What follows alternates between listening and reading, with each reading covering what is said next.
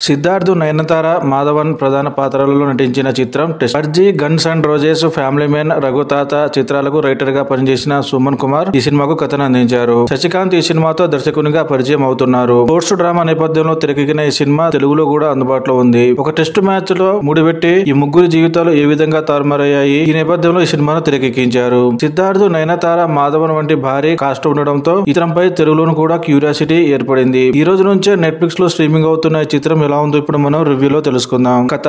ముందుగా ఈ సినిమా కథ విషయానికి వస్తే, నయనతార స్కూల్ టీచర్ గా పనిచేస్తూ ఉంటుంది. ఆమె భర్త ఆర్ మాధవన్ ఒక సైంటిస్ట్ గా పనిచేస్తూ ఉంటారు. ఎంతో సంతోషంగా సాగిపోతున్న జీవితంలో వీళ్లకు నీళ్ల నుంచి పెట్రోల్ తయారు చేయాలని డ్రీమ్ ఉంటుంది. ఈ ప్రాజెక్టు కోసం పగలు రాత్రి లేకుండా చాలా కష్టపడుతుంటారు. ఈ క్రమంలో వీళ్లకు పిల్లలు కలగరు. కృత్రిమ పద్ధతిలో పిల్లలు కలగాలని అనుకుంటూ ఉంటారు. మరోవైపు సిద్ధార్థ ఇండియన్ క్రికెట్ టీమ్ లో స్టార్ క్రికెటర్. అతనికి క్రికెట్ అంటే చాలా ప్రాణం. అయితే ఇండియా పాకిస్తాన్ జట్ల మధ్య టెస్ట్ మ్యాచ్ చెన్నైలో జరుగుతుంది. ఇదే క్రమంలో ఈ ముగ్గురి జీవితంలోకి బెట్టింగ్ మాఫియా అడుగు పెడుతుంది. ఆ తర్వాత ఆర్ మాధవన్ సిద్ధార్థ కొడుకును కిడ్నాప్ చేసి భారీగా డబ్బులు డిమాండ్ చేస్తారు. అంతేకాకుండా సిద్ధార్థను బ్లాక్ మెయిల్ కూడా చేస్తారు. ఆ తర్వాత ఏం జరిగింది? బెట్టింగ్ మాఫియా చెప్పినట్టు సిద్ధార్థ్ విన్నారా లేదా? అసలు మాధవన్ ఈ మాఫియాలోకి ఎలా వచ్చారు? ఈ విషయాలు తెలియాలంటే ఈ సినిమా ఖచ్చితంగా నెట్ఫ్లిక్స్ లో చూడవలసిందే. ఎలా ఉందంటే, దర్శకుడు ఈ సినిమాను చాలా నెమ్మదిగా మొదలు పెట్టారు. ఒక రకంగా చెప్పాలంటే టెస్ట్ మ్యాచ్ లాగా సాగదీసినట్టు అనిపిస్తుంది. ఇటువంటి సినిమాలు స్క్రిప్ట్ మీద చదివినప్పుడు బాగానే ఉంటాయి, కానీ వాటిని తెర మీద తెరకెక్కే క్రమంలో అనుకున్న విధంగా రిజల్ట్ రాదు. సరిగ్గా దర్శకుడు ఇక్కడే తడబడ్డాడనిపిస్తుంది.